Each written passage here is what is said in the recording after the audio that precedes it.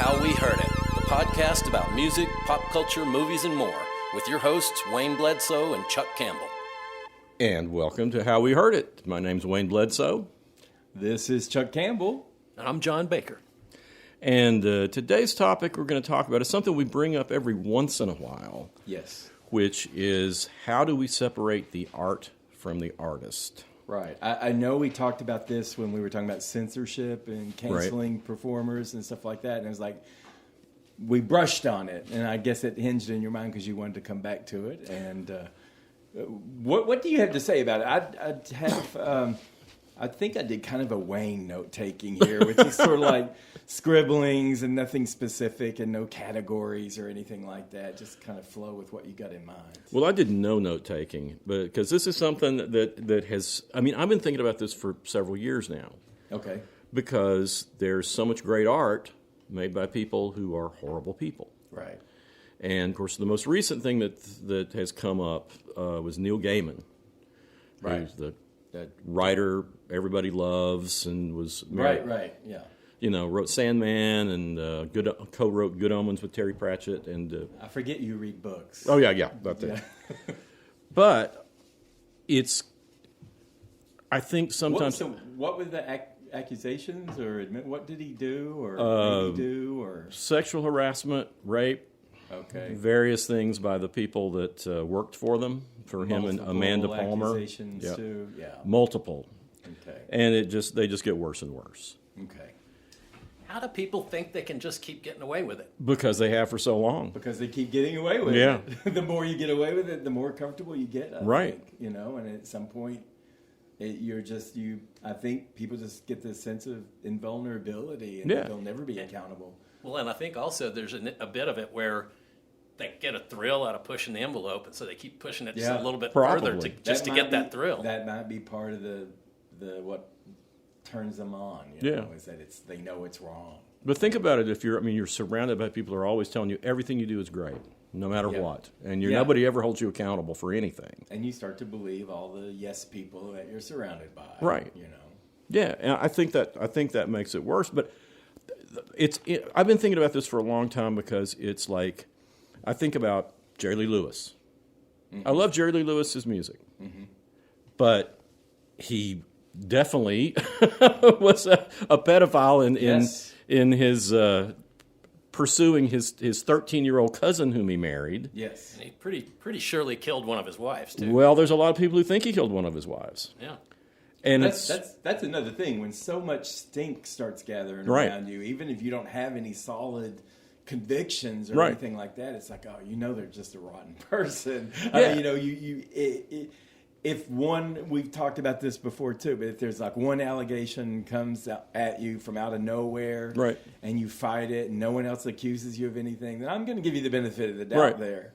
But if it's years of stuff coming from scores of people, it's like you're guilty of something. Well, and you also got to think about how long that's been going on, since long before there was the internet or anything like that, you could get away with anything. Yeah. Because there was no one there to report it.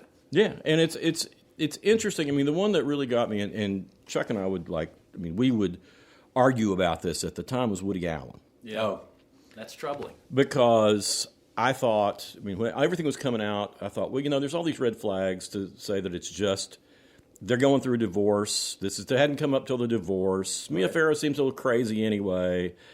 And there was just thing after thing after thing, and then their son Moses writes an open letter that says he didn't do it. So I thought, he's being accused of something. And then I watched the documentary. Right. My friend Roger, who I was arguing with it at the time, who writes for Movie Nation, he was saying, just watch it. Just watch it. Because I was saying, I don't believe it. And when you hear the recording of Dylan Farrow at 6... saying what happened, I was convinced. Right.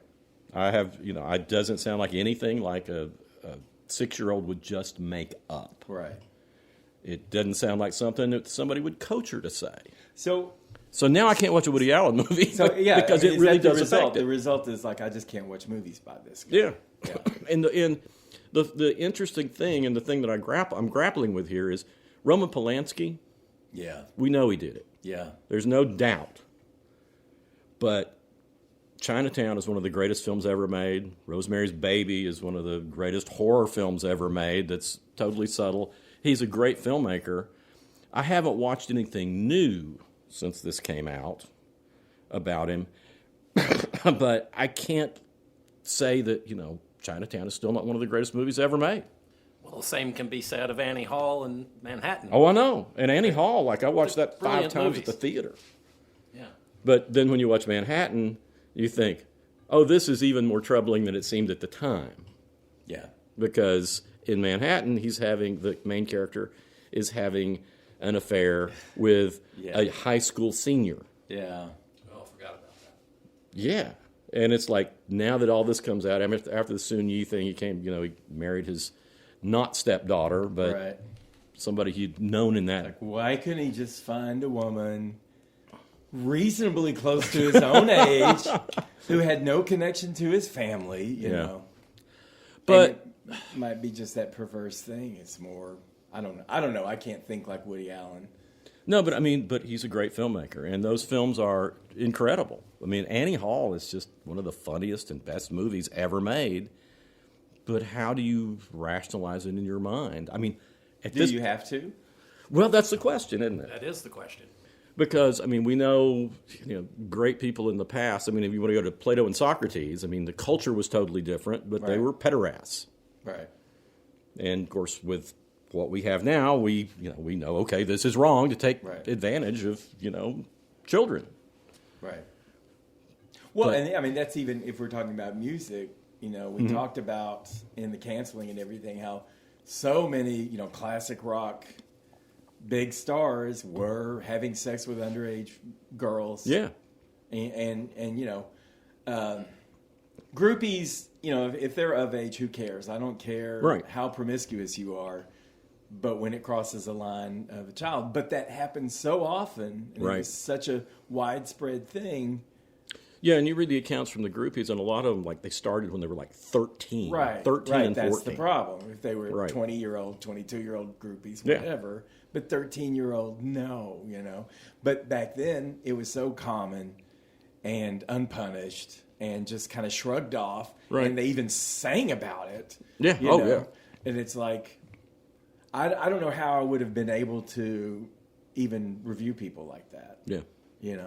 Well, that's the thing I think everybody has to come to terms with, and that's what's fascinating to me is where is the line that we draw?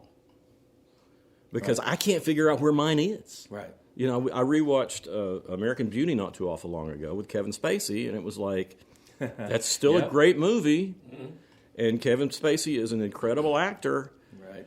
But boy, it hits different now. Yeah. I mean, indeed. So I think it's one of those things I would just like to hear what other people have to say about it. And this is the three of us, we talk about all sorts of things. I'd like to find out, where's everybody's line and what artists can't you listen to anymore or can't watch their movies. Right. Because everyone has to make their own choice, right? And we all have different criteria, and we all some things hit worse than other things. You know, I listed a bunch of things that would make you hesitate about an artist. And I said serious crimes, like anyone who is clearly has committed abuse, sexual, verbal abuse against a spouse or a underling at work or a child or even a dog. Like when Michael Vick was doing the dog fighting thing, it's like, screw you. I don't care anything about you. I'm not going to like. People say, oh, well, you don't understand how he's raised. I don't give a shit how he was raised. Yeah. I don't care. And I don't have to. And it's like I'm not writing sports. I just don't like him, and I'm never going to like him, and whatever. I'm not doing anything to actively block his career or anything like that. But it's like, that's just too far for me, to go like that. But and then there are the accusations. Some people are just accused of a lot of stuff. Right. And was Michael Jackson convicted of anything or no? And that's the thing. It's like, but the thing is, when they settle out of court, then you got to decide, did they do it? They're just paying them off. And then when you get to that point, and the accuser, they just would take money and not actually insist on a conviction. So, That does kind of cast a little doubt on accusers too. It's like, well, you just took a handful of money and now they're not convicted of anything, and now everyone can say, well, maybe they didn't do it. And I'm not trying to blame accusers. I think when accusers, go ahead. No, I think when they decide to take money, I mean, you have to take into account the pressure from their lawyers to say, right. we could do nothing. This person could get off completely scot-free, right. and not have to pay anything. Right.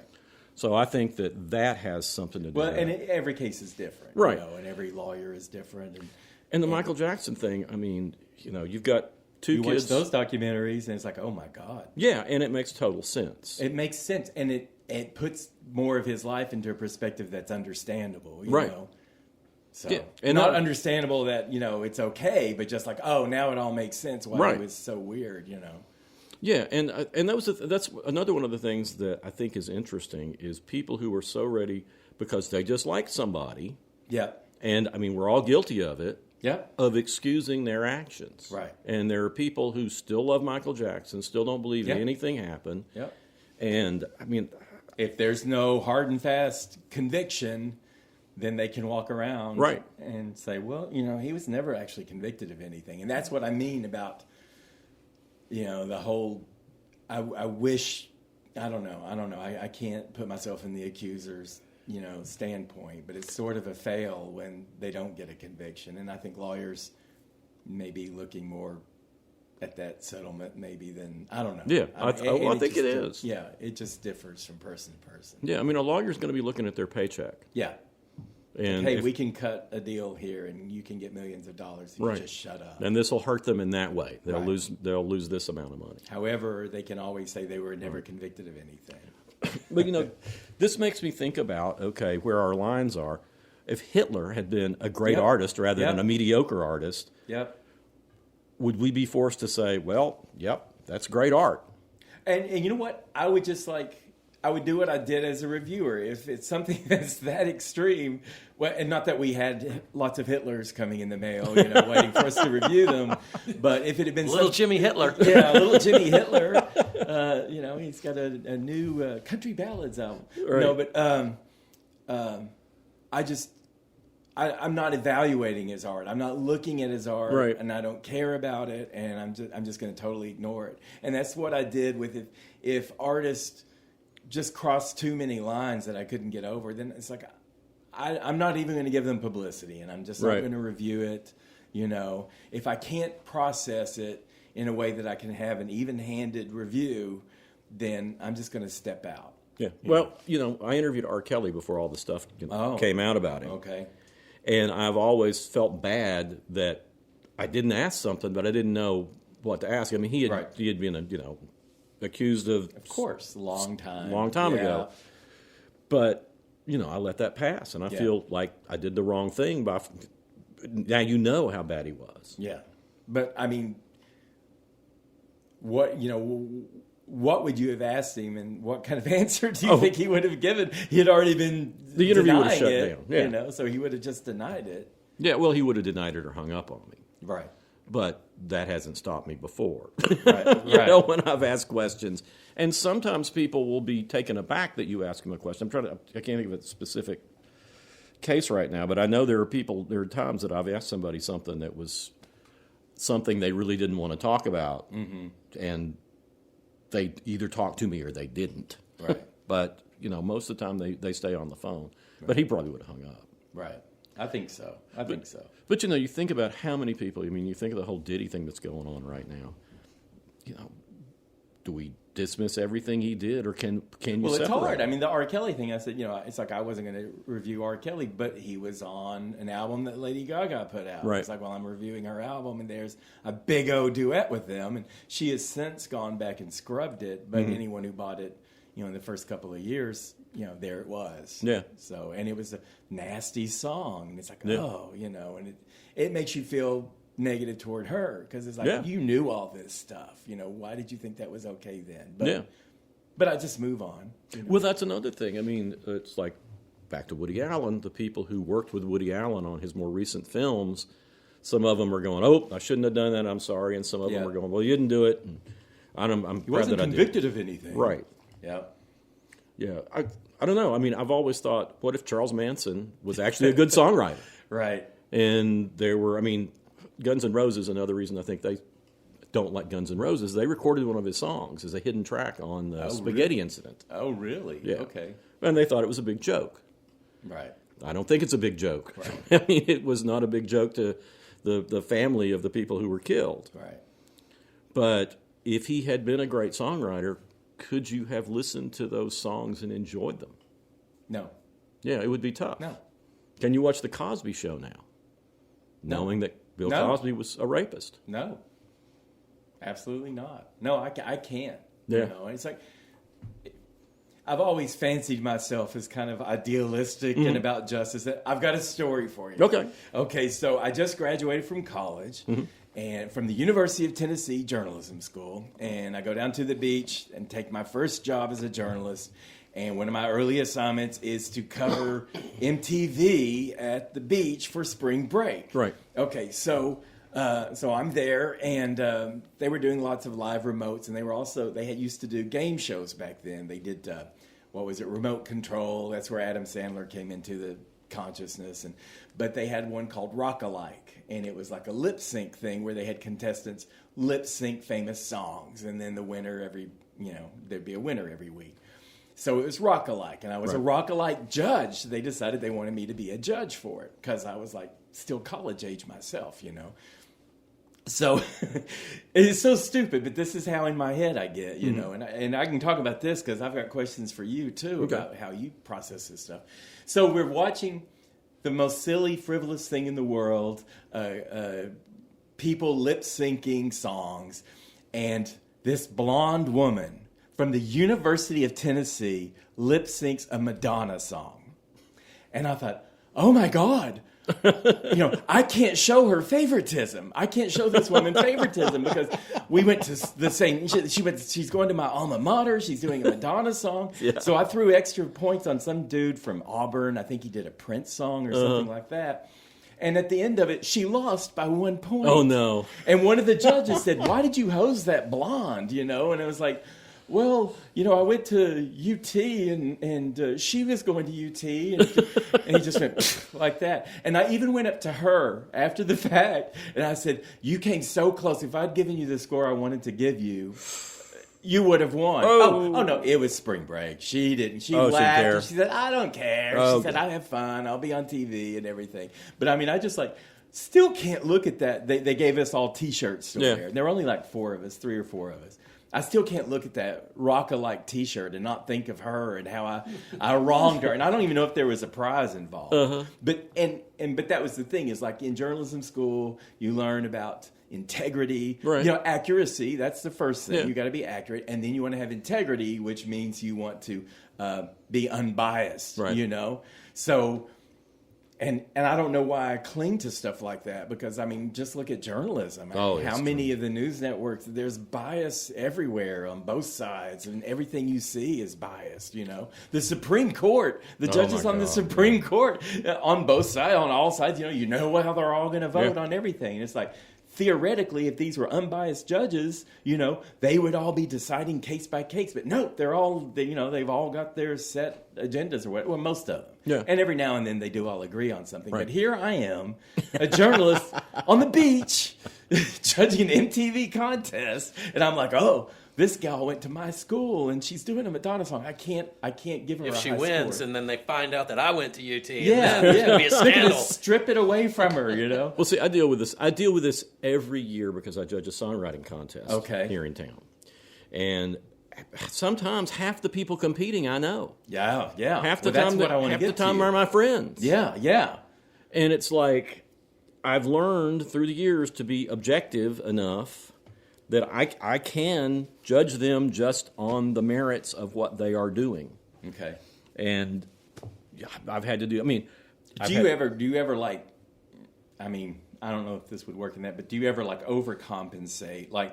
I used to. And that's something I did. I regret as a reviewer sometimes. If I liked someone a lot and I thought they had a great album, I would think I can't give them this big score. And I would also compensate the other way. If I didn't really like someone and they did something I thought was good, I might over praise them just because I was so afraid of even the appearance of showing bias that I would go too far the other way. That was the problem I had. Well, see, I got over that stuff fairly quick, and I would, because I did write negative things about my friends in print. I know, yeah.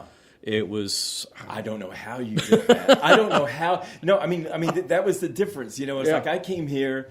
Thank God, my column was being distributed nationally. Right. So, and you had been, for years and years, you'd been covering the local music right. scene here in Knoxville. So it's just like, easy decision. You're going to keep doing that, and I'm not going to be part of it at all. Right.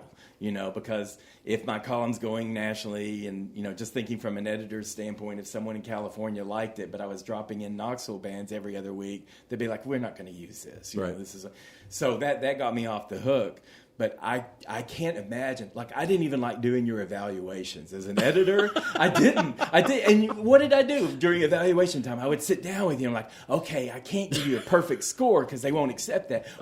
We would cook up what I would say you needed to work on. What's your biggest weakness? Yeah, and I would come up with something like, because Wayne didn't have weaknesses. So I would come up and I would say, he's too good looking. Well, That's it. I would There you say, go. I didn't throw that at him, but I said, he's overambitious, that you were doing too much work. You were doing too much, Yep. And so you needed to manage and so that way I could actually mark you down. It's like, you need to understand what you're... You got to have something to improve on. Right. That's something to improve on. And I hated that. That was the least favorite thing I did regularly at work, was having to evaluate everybody, whether they deserved the greatest evaluation or terrible evaluation. It's just like I wasn't comfortable with that. Yeah. Reviewing artists...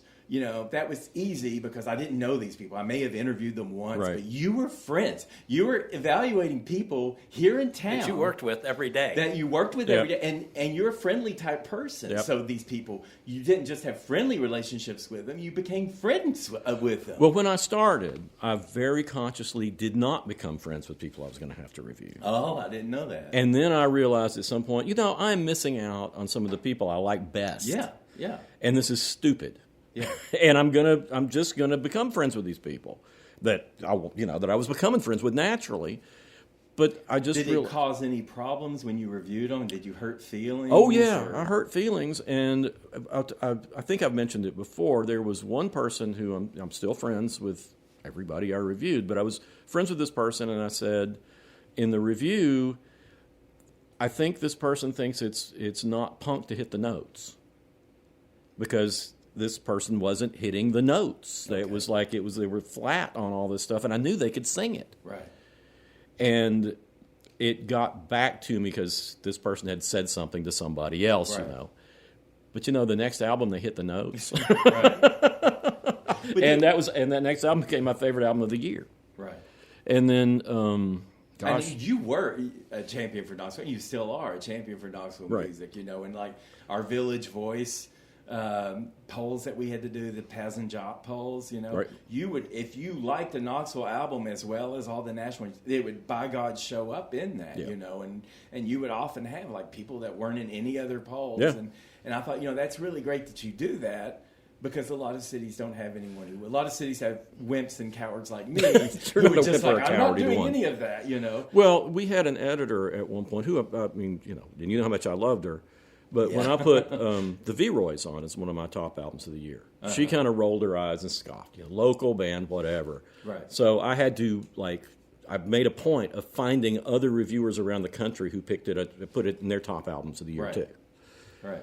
But that was the thing. You have to, or I had to anyway, become objective enough so that I could be fair to the local people. Right. And just honestly write about what. You were. I mean, as your editor, I can say you were. You weren't just like, empty praise for every local album right. that came out. You didn't do that, And if you liked a Bruce Springsteen album or something, you always...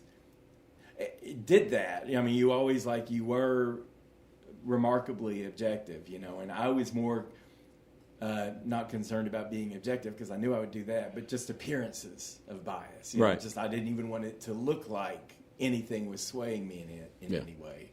But I do wonder, the person that you had criticized, did you ever say something and wish you hadn't, or did it ever jeopardize friendships you had with people? Because think about this. You're criticizing your friends to a bunch of strangers. Oh yeah, yeah. I know. You're publicly criticizing people you're friends with, and so did you talk to them about it? When you did, or I generally didn't. Okay. There's a guy that's one of my best friends. His third or fourth album, I said was not as good. I mean, it's like I liked everything he did, but that album was not as good as the other albums. Right. And that it stung him. He mentioned it a couple of times. Yeah. So did he laugh it off, or did it sting long enough for him to? It stung. I mean, if he didn't bring it up laughing, he just, you could tell. It's like he made the comment, like, "Well, you didn't like this." Right. And it's like, I did like it. I did say I liked it. I just didn't like it as well as the others. Right.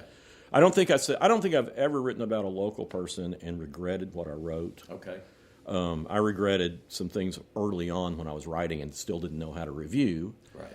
That were a little bit too flippant and callous, and because you, like we talked about before, you don't realize these are real people and they may read this and it's going to hurt their feelings. Right. And it's better to be just honest and entertaining. I always tried to be gentler with the unknowns, or the very unknowns, and the big ones. Figure they've got thick skin now. Yeah. But something you're not taking into consideration is their fans. Fans will take it personally. Oh yeah. Well, tell me about Toby Keith's fans. I mean, they threatened to kill me. Yeah. Did they? Well, they actually Almost. just threatened to break bones. The only time that somebody threatened to kill me was a friend of the guy that was pretending to be Dave Loggins. Yeah, that was another episode. Yeah, but yeah, I mean, I got lots of real threatening emails and calls occasionally. Yeah. But that's the thing is, I mean, I think what I regret probably more than anything is like underselling the people that deserve better reviews. And I felt like I should have just given them the full, and I did start getting more that way, because it's like, okay, I've always liked them before, but I don't want to weigh that in their favor, and it's like, well, you should. It's part of the body of work, And I started coming around and trusting myself and realizing that no matter how hard you try to be impartial, people are going to think you're impartial anyway. So screw them. Just do the best you can with what you got. Well, I remember I wrote something on Derek Trucks, and I got into this big long email exchange with somebody who said that I was giving him all this credit because he was a kid at the time. And I said, "Oh yeah, I understand what you're saying, but you need to hear him." It's like, I understand you think he's 13 years old, he's related to one of the Allman brothers, and it's all publicity. And I told him, I said, go hear him. Right. And I got an email back from that guy eventually that said, yeah, you were right, I'm sorry. That happens so seldom in life. Yeah, yes, but really. when you interact with people, I mean, I used to, as Chuck knows, I would always email them back or talk to them on the phone. Sometimes they'd email me and I'd call them on the phone and shock them to death. Yeah. And you explain how you come to your decision, and you're trying to be objective, and your opinion is not more valid than their opinion. It may be more educated, but your opinion's your opinion. I would try to justify everything I said, and to just by experience, show that I'm earnestly trying to be impartial. But if anyone is reaching out to me, I'm like, don't talk to me. I don't welcome this. We're not talking. The whole nature of reviewing is subjective, though. I mean, it's all about. I mean, you have taste. You exactly. have to. Right. You can't make somebody like your art. Right. Yeah. But that's the thing about trying to be objective and throw out all the other things that are going to filter what you think about the art. Right. And that's kind of what, brings us back to the whole thing about how do you do that when something is maybe so heinous that it's hard to just assess, say what the art is. Like I say, if it's something heinous and I'm just like, I'm not giving you publicity, there are a billion other people I can review, we're done. Right. We're done here, What do you think about the sort of flip side of that coin but like when you think of someone like Al Franken, who's basically just got canceled, and what did he do? Was it all that bad? No, it wasn't, and that's one of the things that always pissed me off about the Democrats is it's just like, I mean, the attitude that people had of oh, well, we have to walk this line just absolutely perfectly, and anybody who falls off, we're going to cancel. And we don't live in that world anymore. Right. And it would, for me, it would be different if they had like a religious or political beliefs that I didn't agree with or something like that. It's like, whatever, that's not going to interfere with anything. Yeah. And if it's some minor thing, like Ariana Grande licking a donut and putting it back on her chest, it's like, that's not going to affect my review at all, But did she do that? Yes. Yeah. Oh. Well, she was with her friends, and they went into this donut shop, and she said, and someone was like filming her on their phone, so she didn't expect this to go anywhere, and she picked up a donut and licked it. She said, "This is why America's fat." And people thought, oh, she's fat shaming, and she's blah, blah, blah, blah, blah. It's like a lot of people, and she's very thin, a lot of people are like, look at all this incredibly fattening food that's being put out there. A lot of people might say something like that, and it was just among her friends, so it's like, no, that's not going to affect my review of her at all, But like you were saying, something I was going to ask about is like drugs and alcohol. And the thing about that is, obviously, a lot of performers, they drink, they smoke weed and all that stuff. But if I knew, like, I'm going to say Lana Del Rey, and I don't think she's ever been implicated in doing any drugs at all, okay? But she has that really narcotic sound. Yeah. And it's like, what if she... And she's not. Okay, she's not. No AI to this. But if someone had said Lana Del Rey was a heroin junkie, that would make me feel different about her music, thinking that it was influenced by heroin. See, that wouldn't have any... Of course, the people I've listened to are nearly all been influenced by drugs. Right. Well, like I say, I mean, weed... If you ruled out that and alcohol, then you're not going to be reviewing anyone. But... But same thing on the flip side. If you had some upbeat person like again, don't AI this, but like Bruno Mars, who's always up, and it's like if he was a cokehead or something, it's like I would feel like it's not coming from a genuine place or something. I don't know, but I know that for whatever reasons, I have enough feelings about it that I would just need to stay away from that. Interesting to me. I mean, because to me that makes a difference. I think artists are by nature risk takers. Yeah. Well, like the Beatles, they're hallucinogens and everything. Yeah, and I think when you're an artist, you are trying to push boundaries. I mean, I have at least one friend who's a really good artist who doesn't even drink. Right. Totally straight, no drugs whatsoever. Right. Other than a little caffeine. Right. But have caffeine. But I think. To me, it's however you get the art, whatever helps. What's impressive to me are the ones that make great art while they're on drugs or drunk and come out of it and still make great art. Yep. Because so much of the time, when they get clean... Their music's not good anymore. Yeah. And that would taint how I feel about their old music, It's just kind of like it's like performance-enhancing drugs for athletes or something, if you're taking human growth hormones or something like that, so you can do things better, it doesn't feel fair, And I understand where you're coming from, too. I don't, but it's just kind of a gut instinct with me. I don't think of, I don't know, to me, drug abuse, or drug use is not... It's not nearly the moral failure that being abusive, not at all, being sexually exploitative. Yeah, right. That's a moral failing. Yes. What you do to yourself, I think is fine. I mean, go ahead. Which brings up the next artist I'm kind of interested in your take on is Pee Wee Herman.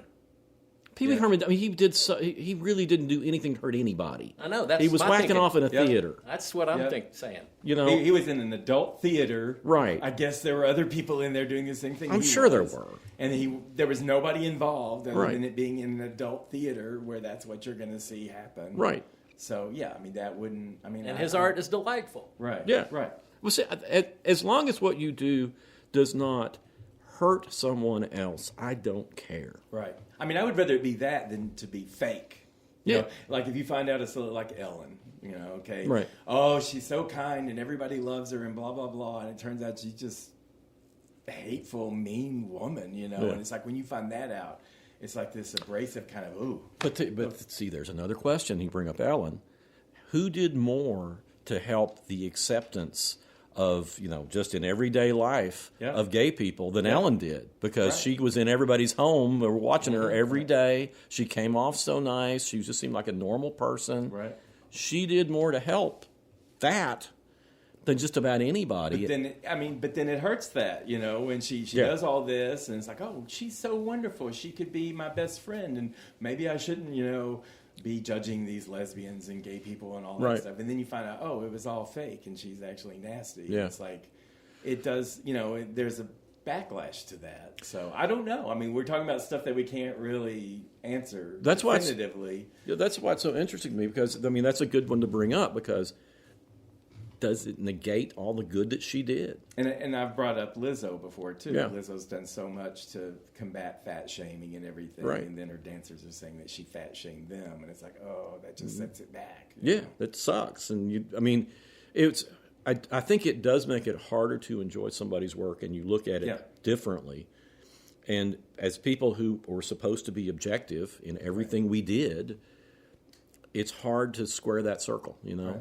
Well, and that's why I say, if I felt like I couldn't be objective, then I just didn't review it. Yeah. Like, I have mixed feelings about this person. Like I say, it's not just a difference of opinion, difference of politics or religion or stuff like that, or some donut licking or whatever. Right. But if it's just something I can't get around and I'm thinking about it while I'm listening to them, then, it's like, well, other fish in the sea, I'm just going to let this one go. But you look at somebody like Picasso, who was, a misogynistic jerk. Everybody pretty much, Jonathan Richman had the song, nobody called Pablo Picasso an asshole, but he was one for sure.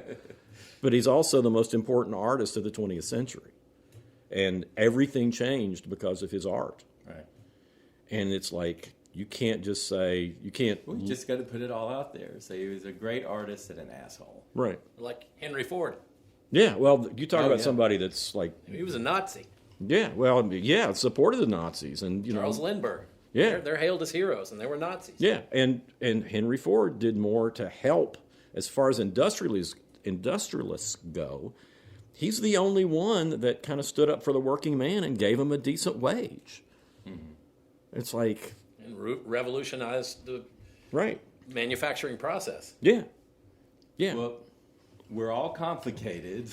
Yeah. And then we're all complicated in how we react to everyone else's complications. So there's not a flat answer for anything. But. Well, it's interesting because, when we would review shows, and I reviewed shows a lot longer than you did, but I had to review, like, Barry Manilow. Mm-hmm. And he was kind of a dick on stage, even. Really? Betsy Pickle had written a review of a movie that he'd done music for, and he called her out on stage. Really? Yeah, saying, she's one sour pickle. But his movie sucked. Right. But he put on a great show for what he does, even though I don't like what he does. Right. So I had to give him a positive review. Right. And meanwhile, about the same time, I was having to give Kinks albums bad reviews because they had a run of bad albums. Did you ever... And you were just going to do them, period, right? So... Yeah. I never thought about not doing it because it's a new Kinks album, and you're a huge Kinks fan. Yeah, so who better to write about it when it's not so good? Who knows everything about them, right? Right. But I do remember when I first started reviewing, and I reviewed one of Lyle Lovett's albums, and I just was really wonky about it and how it wasn't as good as the one before it, blah blah blah. And then after it came out, I thought, that was stupid. Because these people haven't heard the album before it. I should have reviewed this album simply on its merits and not compared it to the other stuff he's done. Yeah, I could go back and rewrite a lot of my reviews, and probably go back and cancel some altogether. Oh, yeah. There's tons that I wrote that I would go back in time and I would give that girl from the University of Tennessee that championship she deserved. She would have gone home with gold. Yeah. Well, then it was funny. I was talking about that brings back up that songwriter thing I was talking about. Adeem the Artist won it a couple of years ago. Of course, Adeem is all over the place and in the New York Times and everything. And I was afraid that Adeem would think, because I knew him, and there were other good people playing there. There was a lot of really good ones. It was a tough one.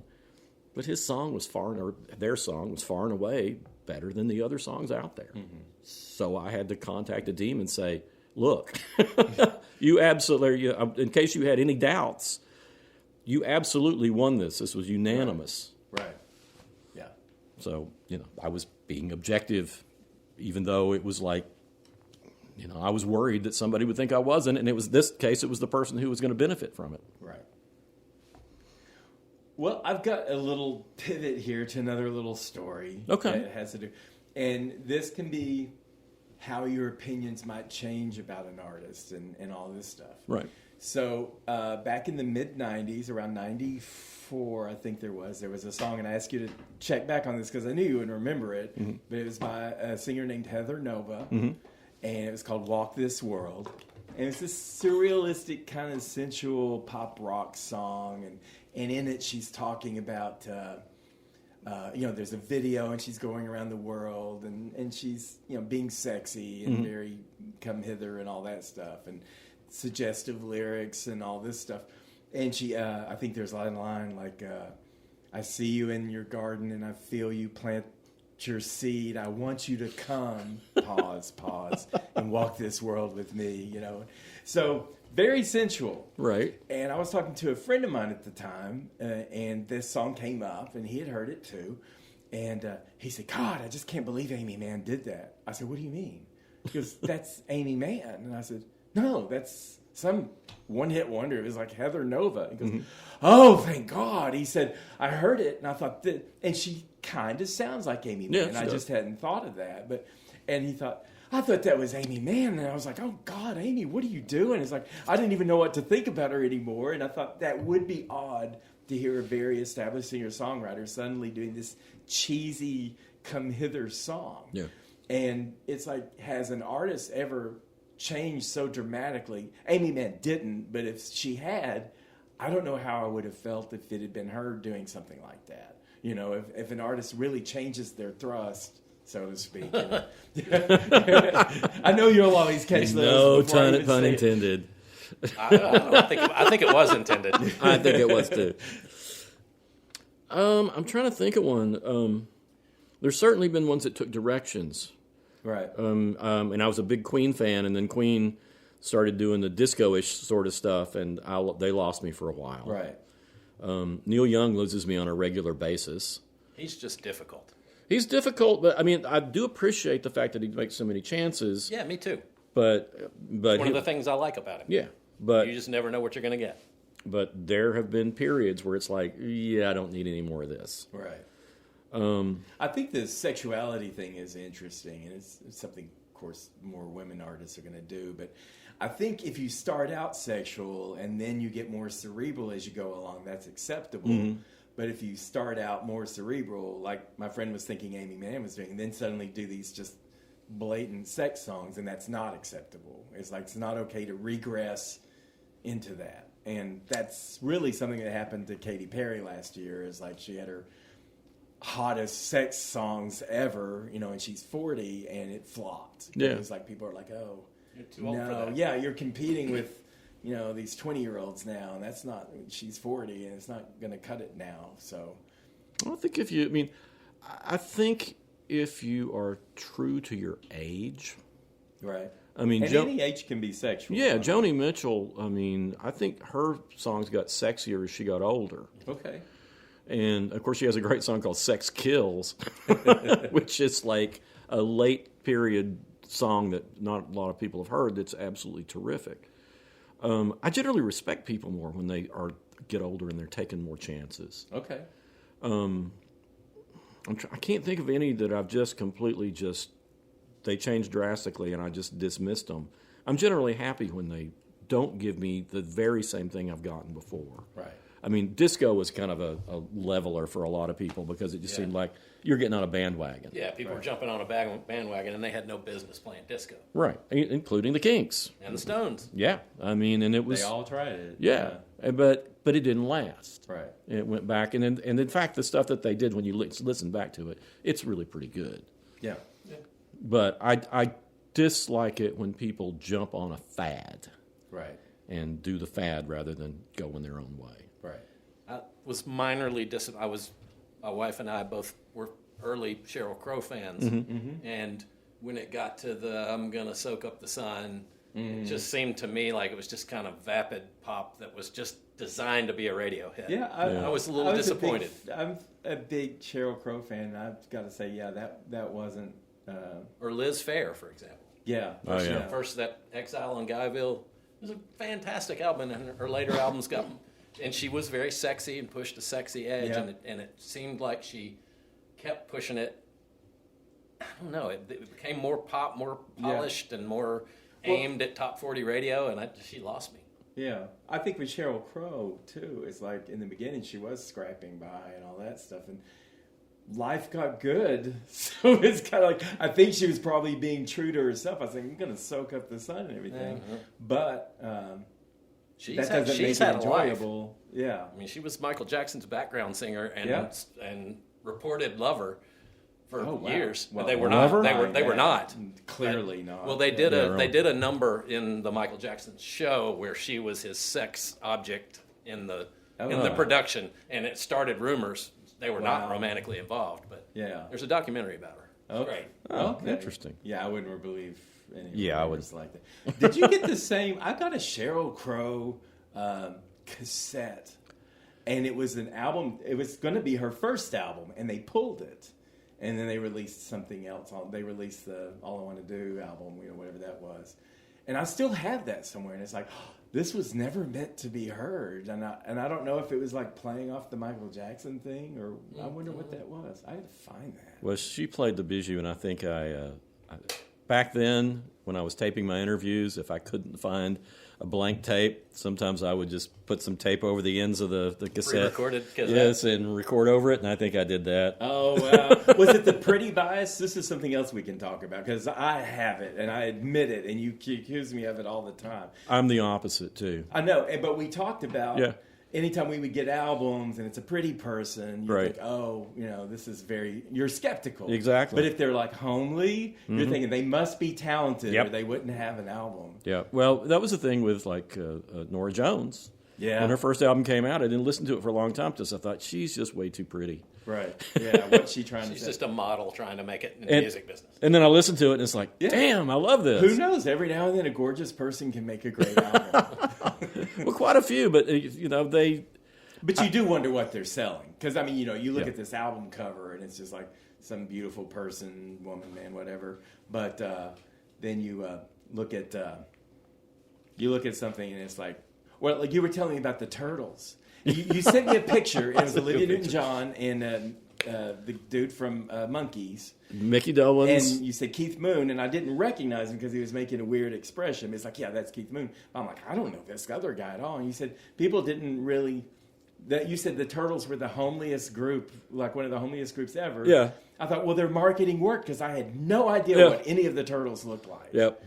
That was Mark Volman in the picture. But yeah, Mark and Howard, who were the leaders and lead singers of the Turtles, they were like both like constantly battling weight problems. Right. And, Mark just looked like that. Mark looked like just like that band kid in high school that like, could never get a girlfriend, and that's who he looked like. Great guy. Right. Great, they're both great singers. Amazing singers. Yeah. That's their calling card. Oh, yeah, and they backed up, T-Rex and all. Did they do Happy Together? Frank Zappa. Yeah. Yeah. So the guy that sang Happy Together was homely? Yeah. Oh, yeah. Wow. Yeah. There's something really Now, see, subversive about the Turtles. Oh, yeah, they're totally subversive. Well, Eleanor, which is one of their biggest hits, it was written as a parody. Okay. And it was Eleanor was just a remake of Happy Together. Yeah, just kinda. like one verse turned around. Yeah, but they say, Eleanor, gee, I think you're swell, and they were making fun of themselves. And it's like, nope, it's a great song. It's a hit. It's a great song. Well, I used to question my own, like the Beatles, I was like, I like McCartney better and everything. Yeah. I thought, is it because he's so much better looking, because he's got the big puppy dog eyes and all that stuff. And Lennon, he's got those thin lips and the little beady eyes out of those. And he took Yoko and Paul took Linda. And I was like, maybe it's just a lookism thing. But no, they're both talented. Yeah, I can't think of anybody that's like so homely that I can't listen to him. I mean, Neil Young's a pretty homely guy. I listen to, I like him a lot. Elliott Smith. Oh, yeah, Elliott Smith was very He was unattractive. pock-marked face and everything, and he wrote some of the most beautiful music. Yeah. So it's never made a big difference. I'll tell you, when Shania Twain's second album came out, and of course, she came in with her first album. We met her in person, and she's a genuinely beautiful woman. And that first album really sucked. And then when the next album came out, they sent out a calendar before it came out. And it was like every picture is her looking just super sexy and hot. And it's like, oh, man, this is all they're going to do. That's all they're selling, right? Yeah, but look at her husband. Yeah, well. Talk about an ugly man. Yeah, well. Yeah. But, God, Celine Dion's, ancient husband. And yeah, but then finally I listened to the album. It's like, this is a good album. I mean, it wasn't quote unquote country music, which everybody would criticize her for that, but it was like, this is a really good pop album. Right. So I think my mind, which always works overtime, right. and it shouldn't. I'd see a beautiful person and I think, oh, I'm skeptical of this. Yeah. But I probably should review it just because more people are going to grab this album because it's a pretty person on the cover. Yeah. So just go ahead and join in and go with it, And a lot of times, like I say, gorgeous people do make gorgeous music sometimes. So. Yeah. Well, and now you pretty much have to be good looking to get a contract these days. Yeah. I mean, not that a contract. Do people even get contracts anymore? Well, yeah, they do, but it's. Are there major record labels still out there? Because the deals they've got worked with the streaming services, they're making more money than ever. Yeah. And the people at the bottom are making less money than ever, which is hard to believe. As one of those at the bottom, I can speak to that. Yeah. Did I ask this? Did you ever review anything that John, of course, is a musician? Yeah, I reviewed John's albums. Is there any discomfort there? Did I ever say anything that pissed you off, John? No. I mean, it is hard to take criticism when you've put your heart into something. Yeah. But I mean, again, it's subjective. You like what you like. I like what I like, and they may not. I mean, hopefully we like a lot of the same things. But if not, I can. Yeah. I guess I can take it. Yeah. Well, I think I probably criticized certain things in your albums, but I mean, I always liked your albums, so the overall vibe was that this is a good one. I remember I reviewed one of Donald Brown's albums one time that I didn't like the spoken word stuff. He got another guy in town to do the spoken word stuff, and I thought it sounded like kind of like 1960s, stuff, and it just messed. I thought it broke up the album in a bad way, and I put that in. And that's the one time that somebody did talk to me about it. Oh, really? Because Donald said, well, I felt like I just needed to put that in there. Mm-hmm. And, I mean, he didn't, judge me for not liking it. He just said, I did it for a reason, which was good. I mean... That's the mature response. Right. Yeah. Yeah. Yeah. If you put something out there, you got to be willing to take your lumps. Yeah. I mean, we have an artist here in town who's a good friend and a great artist who's written, basically some masterpieces. But his first album on a bigger label, still independent, I criticized some songs on that, and he mentioned it later on, and not in a positive way, but you could tell it smarted. Yeah. And, Did you ever, lose a friendship or anything from a negative review? No, but, one of the things I did with... local albums that I didn't like, that nobody's going to know about these if I didn't write about them, but I wanted people to know they existed. I would just do that was very crafty. Little bullets. Yeah, little bullets to say basically says here is this. It's this style. It's out. You can get it. Go check it out. Yeah. Or not even that. Just you can check it out if you want to. Yeah, that's basically even what more I said. Reserved. Yeah. If you like this sort of thing. Right. Yeah. But you're one of those weirdos with whatever your proclivities.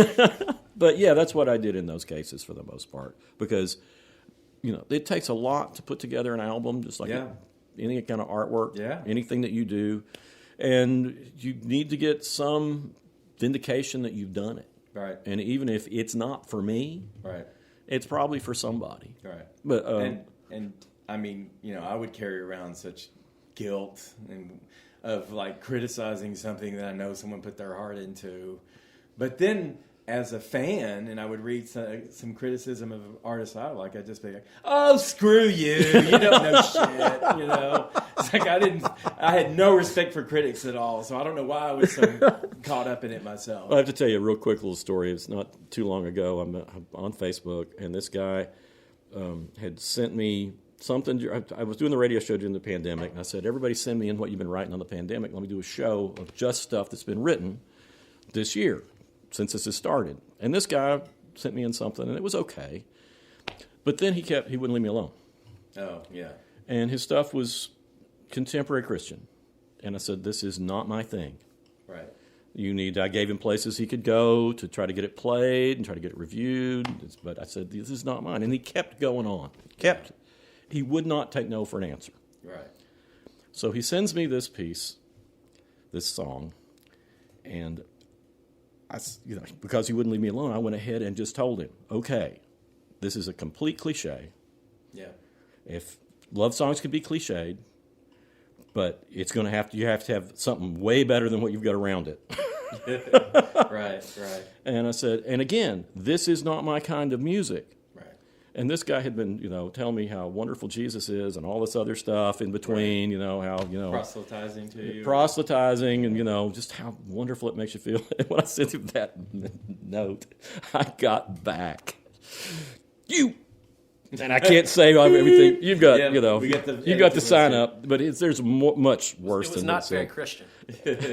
He says, "Go back to hell where you belong." Oh, wow. Wow. And it was like, okay. I tried to. I did everything I could to not give him, this. I mean, I'm not writing anymore. I'm not writing reviews. So if somebody asks me my opinion, I'll tell them. But generally, I don't. He needed to take the hint. Yeah. And that's, I reviewed religious albums without even knowing they were religious, Well, and sometimes I would be surprised, and it was like, oh, this is a Christian album, it's like, and I'd go back and, polish it up or whatever, or rewrite it, and sometimes it could be different religion or whatever, and I just had no idea. But if I liked it, I liked it. Yeah. If they did something different, that was the thing. If it wasn't different, then I wouldn't have reviewed it anyway. Yeah. But if it's the same old, there's no reason to review it. But I've reviewed Christian albums on a pretty regular basis. It's like, this is good. Yeah.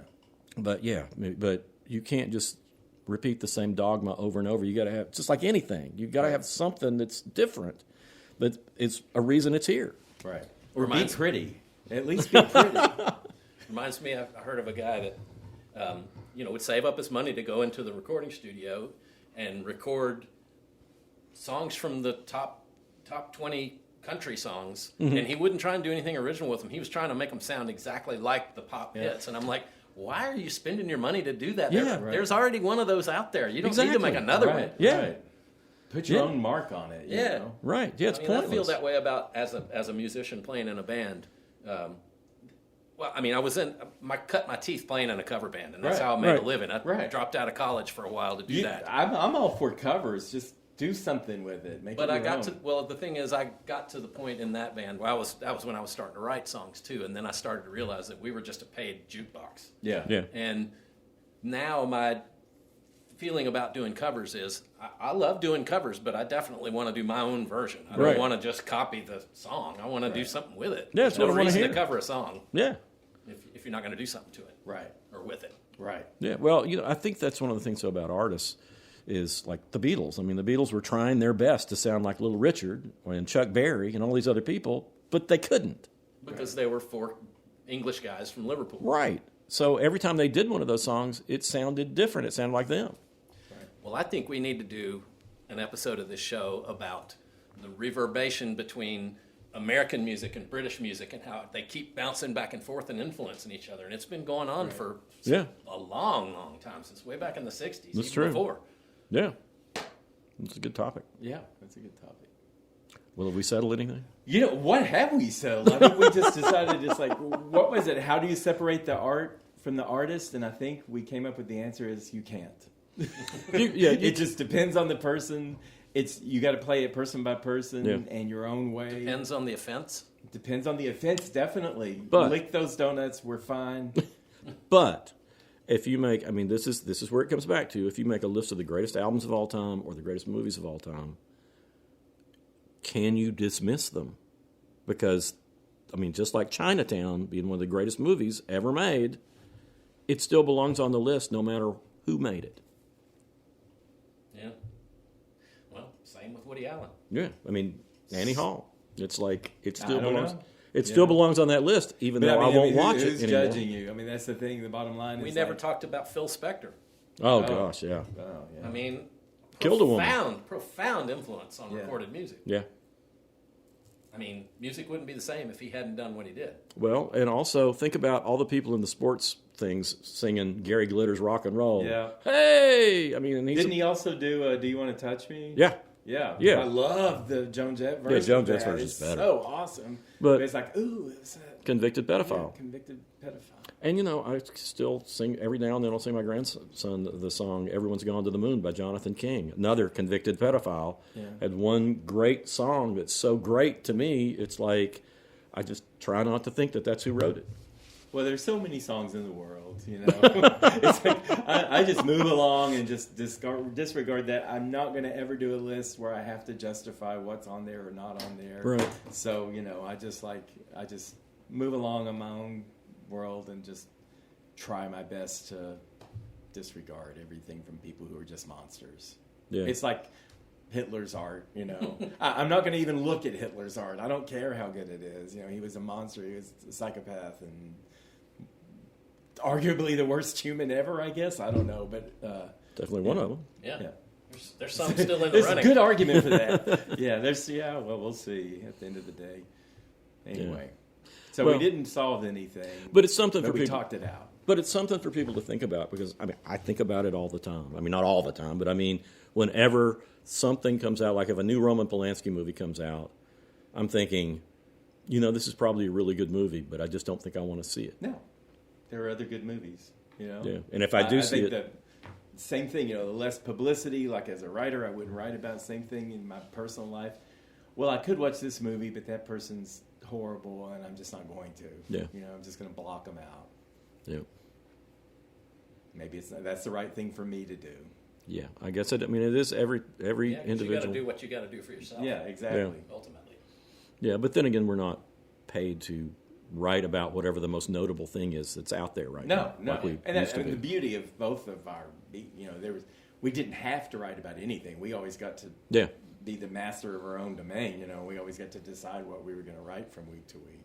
So nobody said, you have to do this. But if Diddy had put out an album that was like the biggest album out there, you would have reviewed it. I don't know. I wouldn't now. But back then you would have. I don't know, because like I told Really? you, R. Kelly, he got on the blacklist and that was it. you know? Okay. And like I say, it was like he almost screwed up my doing a Lady Gaga review. Yeah. Just because he did a duet with her on one song. Yeah. Huh? Okay. So and I was I was uncomfortable with Michael Jackson, and I guess the lack of a conviction or anything, but I just couldn't get my head around any of it. Yeah. So okay. Well, Cool. blah blah. We could talk for hours. We have. Yes, and we have. For at least an hour. So maybe we should do recommendations. Let's do it. Drop this weird topic. But it was a fun topic. It was a fun topic, yeah. And how do you feel? Please write us at howweheardit@gmail.com. Yeah. Yeah, it would be good to hear from people and see what other people's opinions Yeah, are on this, we because should- I think about this a lot. Yeah. Yeah. And I still rock alike. University of Tennessee. From University of Tennessee, doing Madonna's. I don't even know what song it was.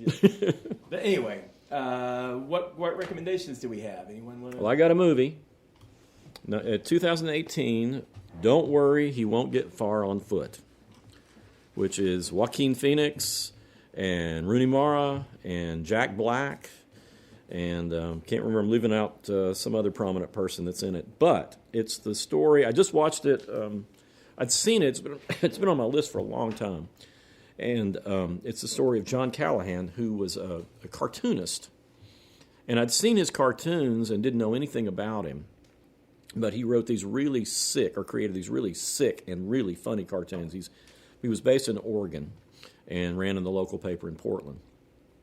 But this is a movie. He became a quadriplegic and got back use of one of his arms and partial use of the other one. He could like steady things with it, and became a cartoonist. He was in a drunk driving accident, and Was he the victim or the driver? well, he and the other person he was in the car with were both drunk. Okay.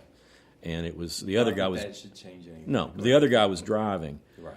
But it's a movie that you read the description of it and you think, I don't know if I really want to watch this. What did you say the name is again? Don't Worry, He Won't Get Far on Foot, which is a reference to one of his most famous cartoons, which is like there's a posse in the desert and there's a wheelchair in front of them, and one of the guys says, don't worry, he won't get far on foot. Sounds like Gary, no, is it Gary Larson? A little bit like Gary Larson, but sicker. And a little bit like Sam Gross, who did National Lampoon cartoons, and a little bit like Charles Addams. What was the time frame of this? I mean, 2018? 2018 is when the movie was came out. made, but the story begins in the 70s, about like 1970, maybe 1970, and goes up into the 90s. And it's an interesting... It time shifts a lot, and sometimes you'll have to be looking for clues as to what time period the scene is from, since it covers about 20 years. But and who plays the artist? Joaquin Phoenix. Joaquin, okay. And he's for half of the movie he's in a wheelchair. Okay. But it's directed by Gus Van Sant, which I don't think he's ever directed a bad movie. He's directed movies that I've liked some more than others, but when he does a great movie, it's great. Haven't you heard about Gus Van Sant? I can't believe you watched one of his movies. Haven't heard anything bad about Gus Van Sant. I don't want to hear anything bad about Gus Van Sant. But it's one of those movies that is it's a little bit sentimental. It has a real message to it, and it's got a lot of heart. And some people will think parts of it are a little bit too sappy, but the great thing is they show his cartoons all the way through the movie, and his cartoons are so sick that it totally wipes undercuts the sappiness. It undercuts the sappiness in a big way. But it was a surprise to me how much fun it is, and I was totally engrossed the whole time. Sarah and I watched it together during the time we were stuck at home, and totally dug it. Cool. So. Don't Worry, He Won't Get Far on Foot. It's on Amazon Prime is where we watched it. Okay. John? Got a TV show. It's a new medical drama on... What's it on? I think it's on Apple TV. It's called The Pit, and it stars Noah Wyle, who was in ER. And this show is put together by the same people that did ER. But in ER he played... the first season, he's like a brand new intern, and it's him working his way up through the system. In this one, he's one of the attendings, and there's, interns and residents below him. But as medical dramas go, it's full of medical drama, medical jargon. My wife is a doctor, and so... Oh, yes. Yeah, of course. So it's fun to watch medical shows with her because they'll go, give me 20 cc's of this, and she'll go, that would kill that guy. I'm like, no, you're the only person that would know that. But so we watched the first episode last night, and now we have a new show. Cool. Awesome. I'm going to recommend A Real Pain. It came out last year, 2024. It stars Jesse Eisenberg and Kieran Culkin as these two cousins who've become estranged over the years. When they were kids, they were like closer than brothers. They said they were like joined at the hip or whatever. And their lives have gone in two completely different directions. Eisenberg is he's like a successful conformist. He has a very successful job, and he's married, and he's got a kid, and he lives in New York City, maybe even Manhattan, I'm not sure.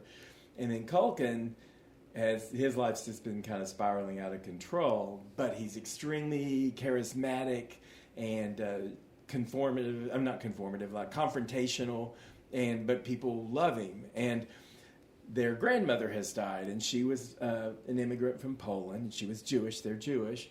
And it's tribute to their grandmother. They go back to Poland for a tour of Poland, a Jewish-oriented tour of Poland. And there's like a handful. There's like an older couple from America, a divorcee from America played by Jennifer Grey. Then the tour guide who's not Jewish, and then there's an African guy who is converted to Judaism. And the two are just constantly Culkin is just like a bull in a china shop and just constantly making Eisenberg apologize for him, be nervous about the authorities at the airport, nervous about everyone else in the tour group.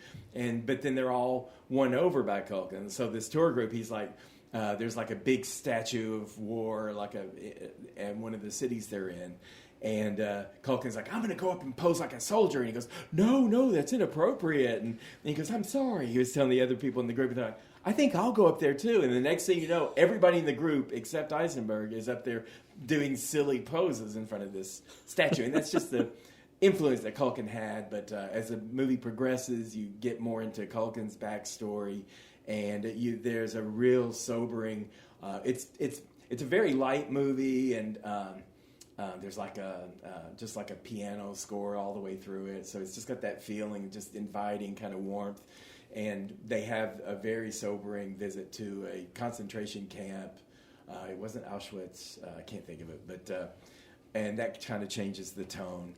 But it's kind of like you get the slice of life movies, and some of them kind of explain all of life like in one movie. Uh-huh. And this is kind of like if it was a jigsaw puzzle, there'd be like one of 500 pieces, that you could figure life out. But you hear it, you get their backstories, you see them interact, and it was just very enjoyable and easy to watch, and I recommend it again. It's a real pain. I think I saw it on Hulu, but it's probably they both got some accolades for award nominations and stuff like that. So cool. It's probably all over the place. Good deal. Well, I remember the other person in the movie, in my movie recommendation, Jonah Hill, who's got a great part in it. Okay. And I read that he thinks that's his best performance. Okay. Wow. He's done so many good ones. I want to recommend for the album 1968, Laura Nyro, Eli and the 13th Confession, which is an album I think everybody should have. Laura Nyro was who? What's it called again? Eli and the 13th Confession, and it has things that became hits for other people all over. It's got Stone Soul Picnic, and Eli's Coming on it, and it's just Sweet Blindness. Is she doing covers of other people's songs? No, these are all songs that she wrote. And she wrote most of these songs when she was like 18. Oh, wow, okay. So she was a real prodigy. Yeah. But she doesn't get talked about a lot in the scheme of things. I mean, Joni Mitchell, people like that get talked about more when you're talking about female singer-songwriters. Carole King's another one. But she was very different. There was kind of a little bit of a kind of a Broadway-ish mixed with R&B to her style, and she was just a real odd duck. She performed at the Monterey Pop Festival. Things didn't go so well. People didn't quite get what she was doing, and I think Michelle Phillips had to drive her around and smoke a lot of weed to get her out of her bad mood after she played. But it's a terrific album, and if you've never heard Laura Nyro, that's where to start. Okay. She's very different, and once you listen to it, I think you will become a fan forever. Okay. We'll see. Do you hear what she likes to do with kittens? What? Wait, hold it. She's good with kittens. In fact, she was an animal rights advocate and campaigned for animal rights. I love her already. 5 stars. All right. Just got back from vacation, listened to a lot of music, and an album that I think doesn't ever get any attention. And when you hear it and then you find out who it is, you think, that's that guy? And it's Robert Palmer, Sneakin' Sally Through the Alley. Yeah. And it's his first record. Oh, wow. And I came to awareness of Robert Palmer with Addicted to Love, and he's dressed in a natty suit, and he's got the women in tight mini dresses and makeup. But this is completely different than that. His backing band, two backing bands, the Meters, the Funky Meters, which is a New Orleans funk band, and you don't find tighter funk than them, except for maybe Little Feat, which is the other backing band. And the Little Feat, they're amazing on there too. We listened to a bunch of Little Feat too. I love them. Yeah. Cool. Yeah, and I think Alan Toussaint wrote the title song, and I think he wrote some other things on that. And I think it's like 74.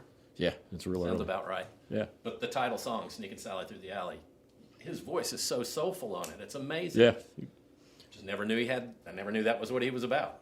Yeah, they used to play that on we had an album rock station in Knoxville called W149 for this very short period of time.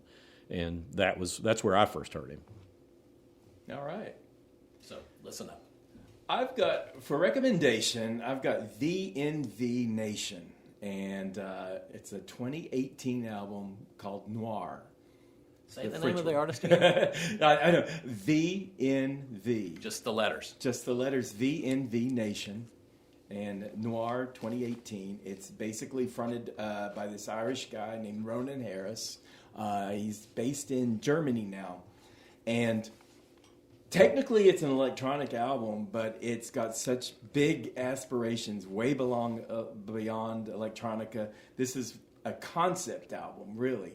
And he's got instrumental, it's like broken into 3 pieces. And it's just looking, it's like, what did I say? The state of humanity. That's the subject of this album, is the state of humanity. And he has this very kind of somber voice. So it's not, you'll get like this propulsive techno that rises up now and then, but it's by no means anything that they're playing at raves or anything like this. So he's kind of an odd duck. But it's very, I like these kind of revolution-oriented, like the Atari Teenage Riot. I like people who are calling for it. And he's really calling for change. He has an album where he deconstructs the concept of God. I mean, a song where he deconstructs on this album. And it can be celebratory, it can be ominous. And at the end, he's like, he's trying to figure out what this future might look like, and he has a survivalist manifesto. I know this sounds like too much, but and that's called. I'm liking it. Yeah, that's called Only Satellites.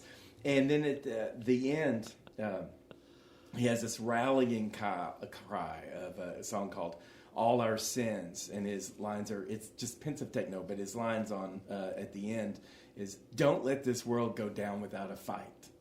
So that's where the conclusion he comes to. So it's just something very different, and something, electronic fans might be disappointed in because it's not what they expect it to be, and then people who don't like electronic music might not even listen to it. But VNV Nation, he's done a lot of great things, and this is 2018, and it's Noir, the French word Noire. Cool. And that's it. Good deal. All right. So how are we going to finish this? I guess just say bye. Okay, everybody. Bye. Bye.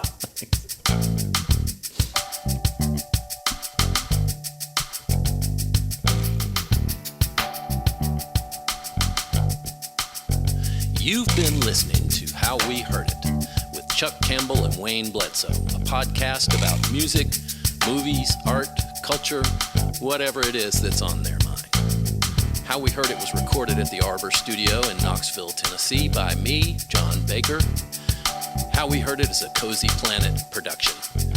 If listening to this podcast has given you a burning sensation, then we recommend you sit in a hot tub until your symptoms fade away.